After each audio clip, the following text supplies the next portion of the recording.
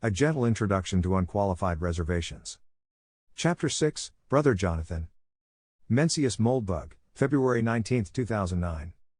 So at least we have a theory of the modern structure. But a theory is not a picture. History is a story, not a pile of facts. If history is a necklace, theory is the string. Now, some beads. Let's remind ourselves again what we mean by the modern structure. We mean the structure of actual political power, i.e., influence over official action, that exists today in the OECD countries, and is obviously of Anglo-American origin. Regardless of nominal boundaries, it appears to coordinate policy not just in the United States, but throughout the Western world. This design is called in the modern English language democracy, although the modern structure is only one of many possible power structures that can evolve out of an attempt to achieve that impossibly unstable fantasy state of homogeneous power distribution. But surely it is fair to say that if we oppose the modern structure, we oppose democracy. So the latter is two things, we oppose them both. You are surely familiar with the democratic history of American democracy. Note that, as expected, it is a story of thrilling victories, sinister villains, and dashing heroes. Frankly, this fungal mass has spent far too long in your left parietal lobe. Today, it meets our diesel-powered water pick. Taste the pain, hyphae. You sleep tonight in a jar. To enter the skull, we'll use the same methods we used on the American Rebellion, a minimal number of open primary sources, of the utmost crispness and flavor. This poses some problems after 1922, when copyright kicks in, but we'll try to manage. But the American Rebellion, which belongs more to British than American history, is not quite part of the story of the modern structure. While the structure's ideological roots are older than Jesus, its organizational roots go back a mere century and a half. So this is all we must explain. So, we are Martians. We know nothing. But somehow, still, we speak English. And our time-traveling spaceship has landed in New York in 1859. Where are we? What is this place, anyway? Our first step in understanding the America of 1859 is to observe it. However, we are not actually Martians, and we have no actual time machine, so we cannot observe it directly. Therefore we must rely on history. Obviously, a large quantity of work, scholarly and non-scholarly, on the period has been and continues to be produced. If you have read the entire book to this point and you are not aware that 21st century democratic history is an extremely unreliable guide to the America of the 1850s, I commend you for your obtusity. You might want to try a different blog, such as Instapundit. It is certainly a challenge to excise your so-called knowledge of the period completely, but it does no harm to at least try to take the challenge. In the absence of a time machine, I prefer to rely on a single reliable report from a single alien. Or foreigner, at least. I see no reason to start with an American description of America.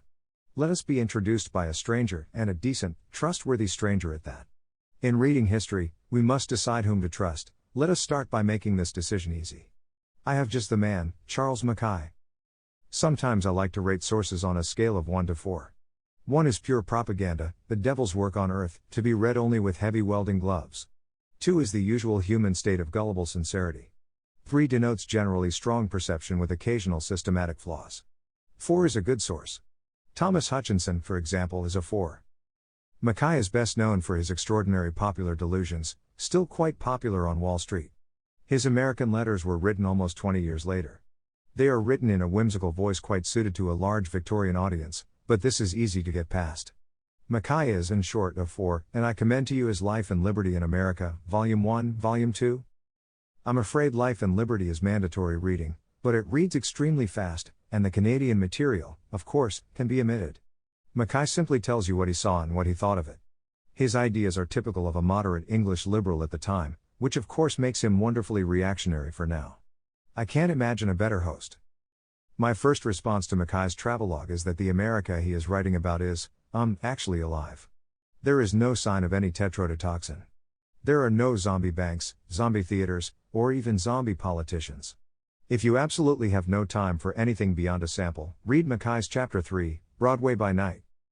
What would you pay for a ticket to Broadway 1859? Just to spend a night there? Imagine Mackay traveling to the New York of 2009. How is our Broadway by Night? Not bad at all, by the standards of 2009. And pretty damned good by the standards of 1979. I suspect he'd think Manhattan had been subjected to some kind of awful experiment in mass psychiatric medication. Everything has become grim, grey and slovenly. Not to mention that life and property are no longer anywhere near what Mackay would consider very safe. 1. Being a Londoner of the Victorian era, by very safe he means completely safe, the presence of a human predator on the streets being slightly more likely than that of an escaped leopard. And this is Broadway, then and now. Now, consider his description of St. Louis. What would Charles Mackay make of St. Louis today? What do you make of St. Louis today? Or Detroit, once America's fourth largest city. And then there's Mackay's New Orleans. But there is another difference between 1859 and 2009, modern technology. We have it. They didn't. So, imagine Mackay's America, plus iPhones and satellites and nuclear power. Now you see the true measure of the gap. It's a little like comparing America, 2009, to Belarus, 2009. Mackay leaves us with two mysteries, to be answered below. First, our story is a mystery, because it is the story of a crime. A century and a half of democracy has wreaked unbelievable devastation on a place and people once considered by far the most promising on earth. No mere ecological pollution could possibly compare. USG has left America a shattered wreck. Her industries are gutted and vanished.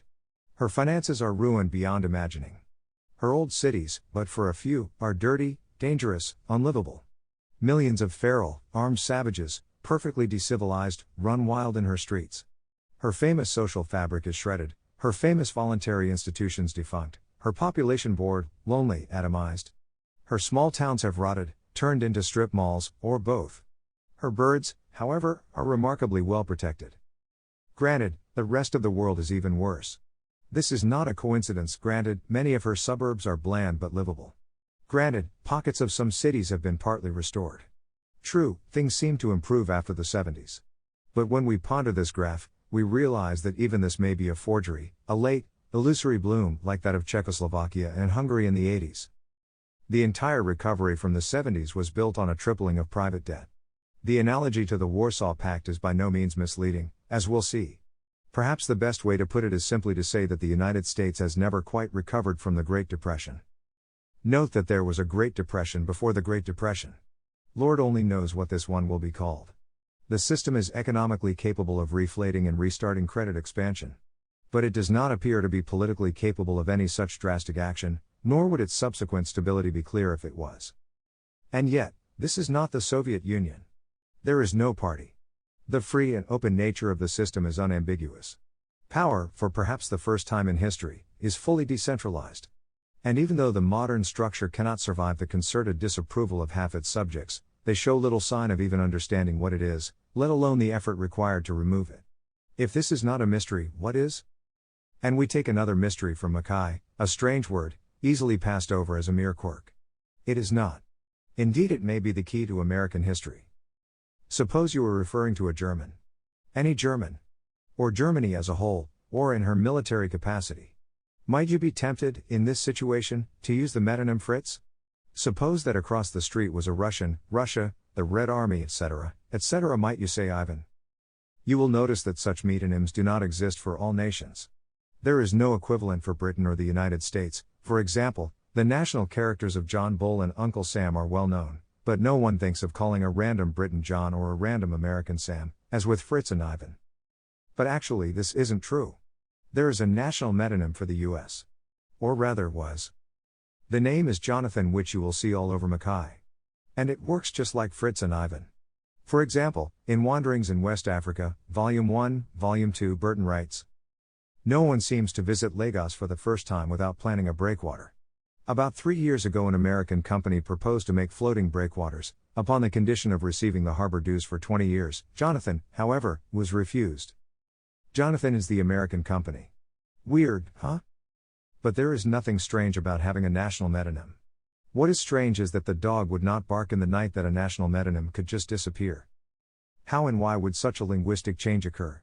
What would it take, for example, for us to forget that Germans are called Fritz? And this is the English word for an English-speaking people and not a minor one. How could it just disappear? For an exhaustive investigation of the Jonathan phenomenon, see this historian. And I was pleasantly surprised to find that even Wikipedia has a page for Brother Jonathan, though not a very informative one. The answer is that Brother Jonathan is a derogatory caricature of America and Americans. Brother Jonathan has two basic tendencies. 1. He is completely uncultured, a participle best translated from the Russian nyakul turny. 2. He has a nasty reputation for hypocrisy, religious cant, and general Pharisaism, as well as a talent for creative legal interpretation. Writers who say Jonathan, as one might expect, are generally of the British persuasion. They are generally not fans of the great American experiment.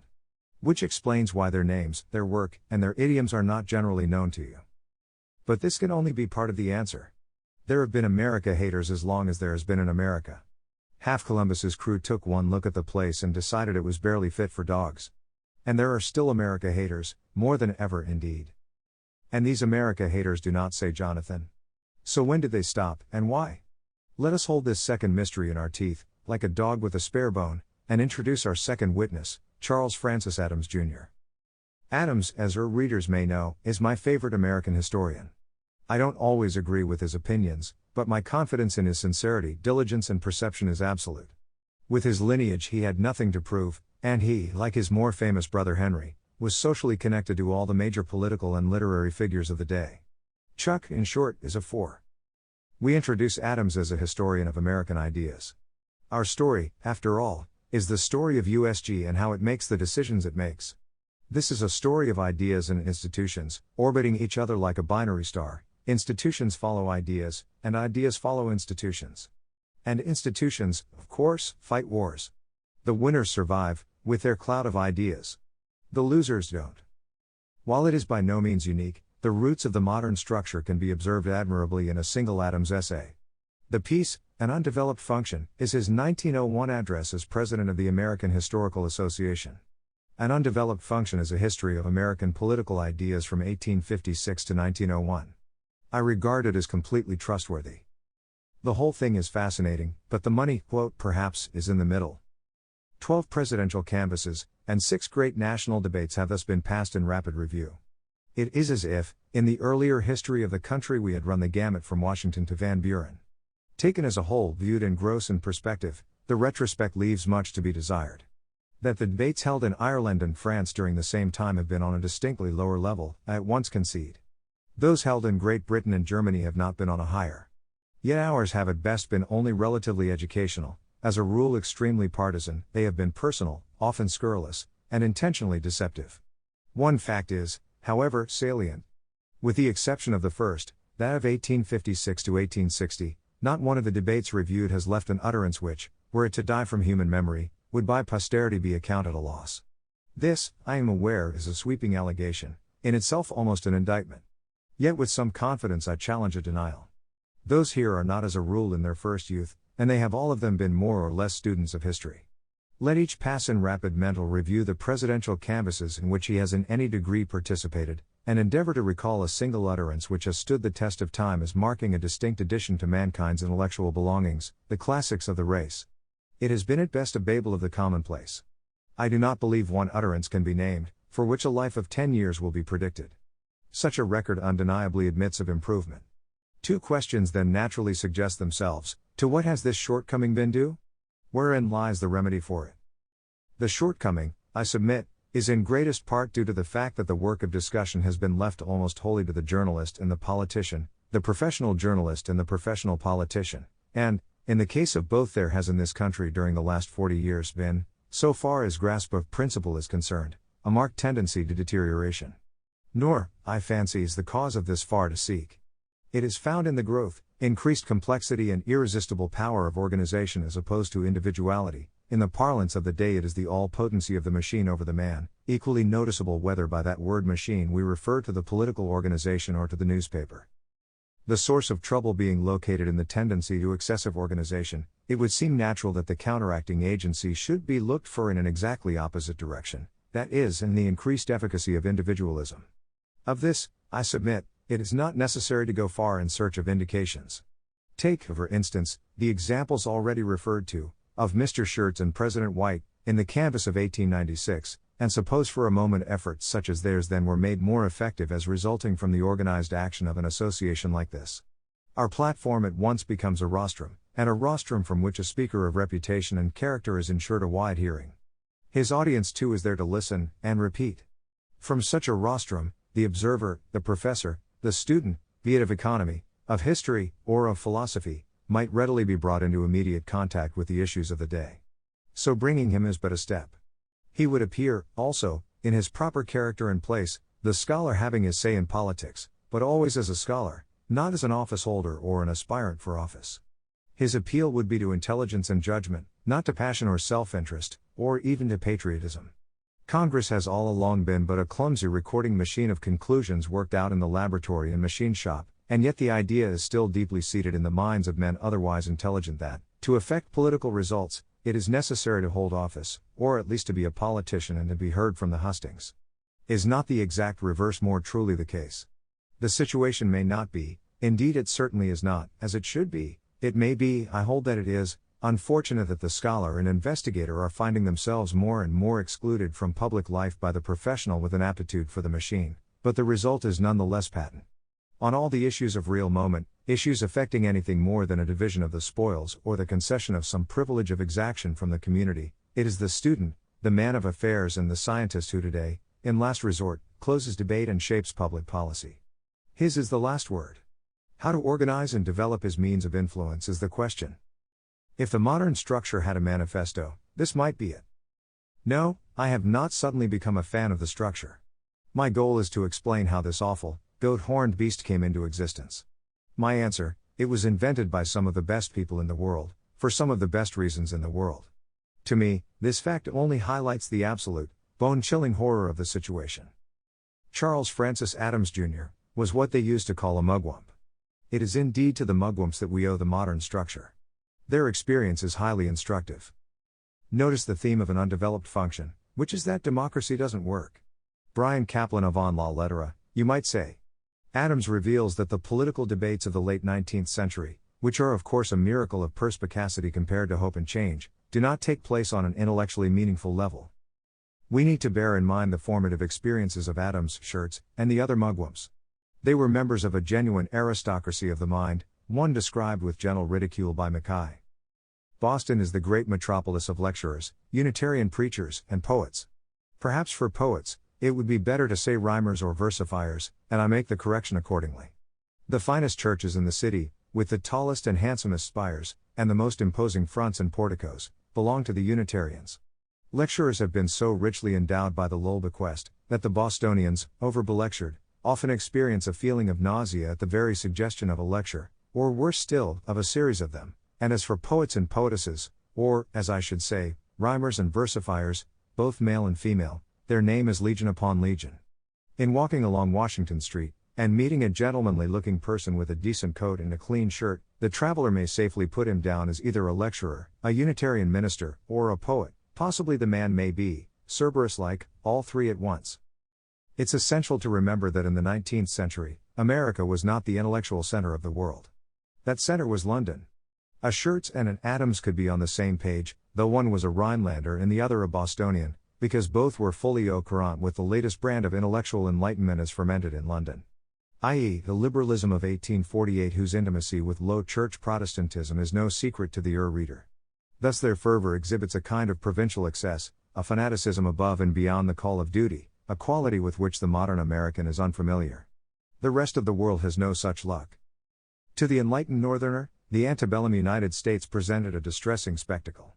Washington, paralyzed by the struggle between North and South, was by post-war standards minuscule and stultified. This produced intense intestinal discomfort in the lecturers, Unitarian ministers and poets, who were quite conscious that, America, in theory, was supposed to be the bleeding edge of human liberty and progress. America, in practice, was the home of slavery and an isolated backwater. The war, whose coming both Adams and Schertz were quite enthusiastic about, was supposed to change this. At least if the North won, rather than being sequestered in the stiff and idle hands of Southern aristocrats and their traitorous Northern allies, the full energy of Washington would pass to said lecturers, Unitarian ministers, and poets. It did not work out that way. The North won and Washington burgeoned, but the expanded, empowered Washington became not the domain of poets, but that of machine politicians, bloviating demagogues, and corrupt interests, in a phrase, the Gilded Age. Mark Twain had an even better phrase, the Great Barbecue. Bear in mind, from the perspective of 2009, the period between Reconstruction and the Progressive Era looks like one of the best periods of government in American history.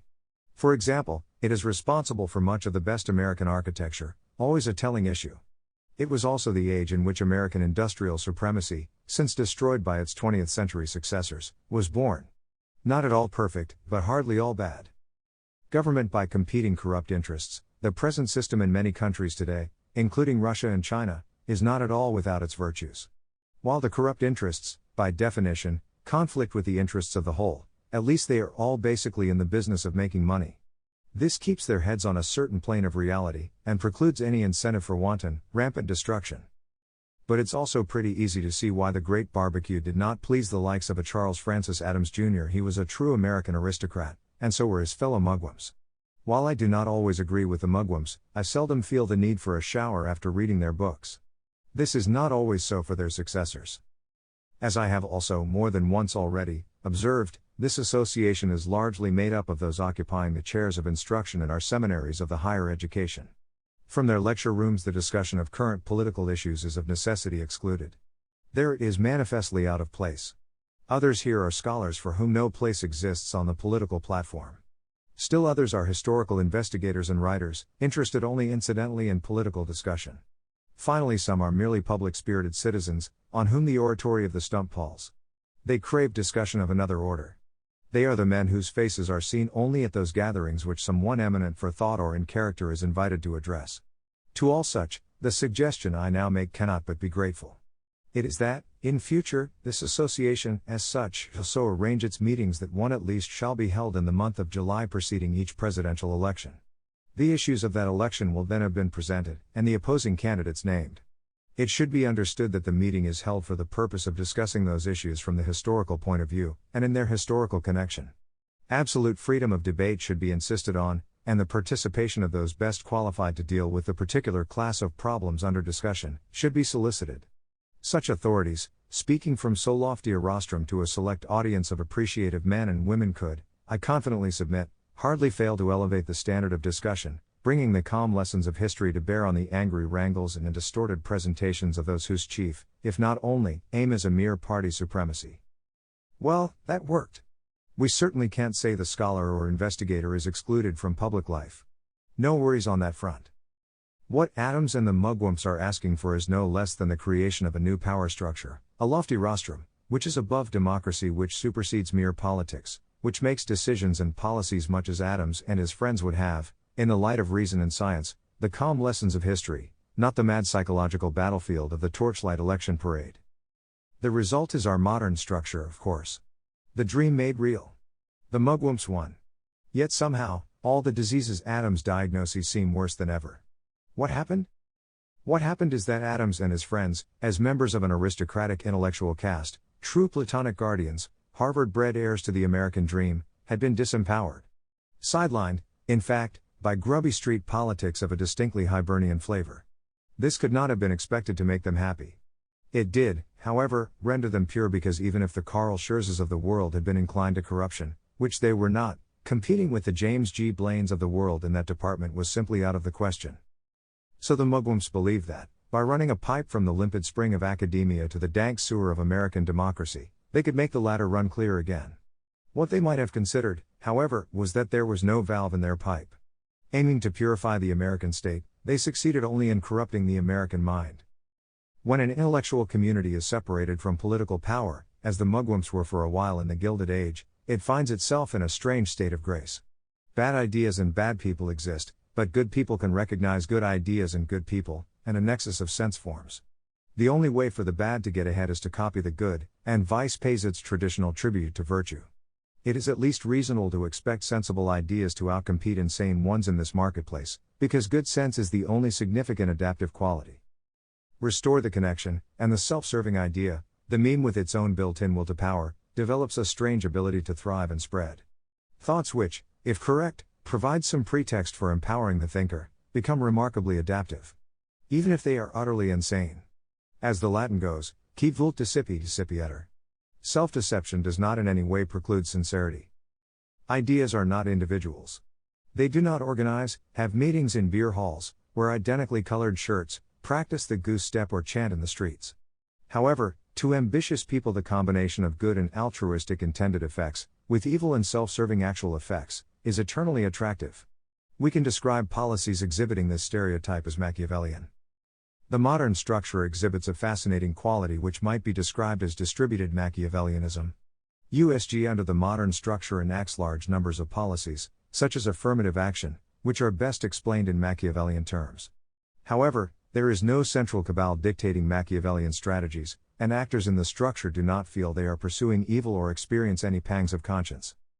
Under this pattern, the intended effect of the policy is to inflict some good or other on America, the rest of the world, or both. The actual effect of the policy is to make the problem which requires the policy worse, the apparatus which formulates and applies the policy larger and more important, etc., etc. In other words, the adaptive purpose of the actors is to maximize their own share of sovereignty. The side effects are at least parasitic, and at worst far worse. Most people's share of sovereignty is zero. However, many aspire to make policy who will never get there, just as many aspire to play in the NBA.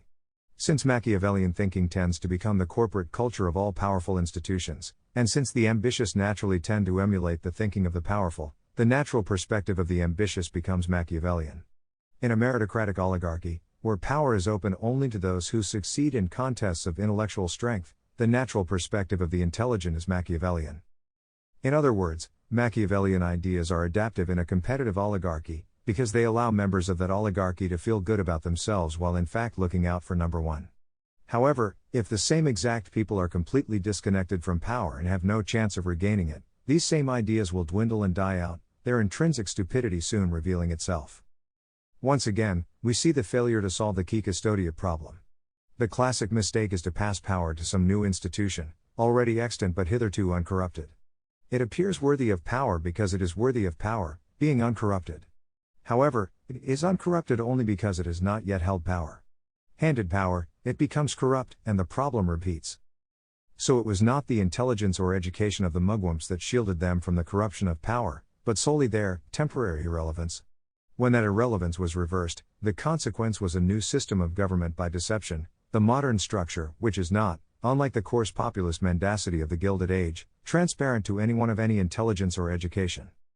The modern structure is just as sophisticated as Charles Francis Adams Jr., and no less slippery, mendacious or corrupt than James G. Blaine. It is subject to all the woes of the system it replaced, but its new system of deception is impenetrable enough to convince even most of the most intelligent that up is actually down. It is, in short, a perfect disaster. And, to make a long story short, the mugwumps begat the progressives. And we live, still, in the progressive or progressive era, big or small p progressivism, big or small p, being the religion of government in our time, the distributed delusion of our atheistic theocracy. The mortar, as it were, in the modern structure. The path from Adams to Obama is relatively straight. Along this path, three big things happen.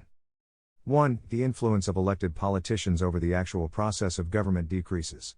This represents the ongoing triumph of the modern structure over its ancestor.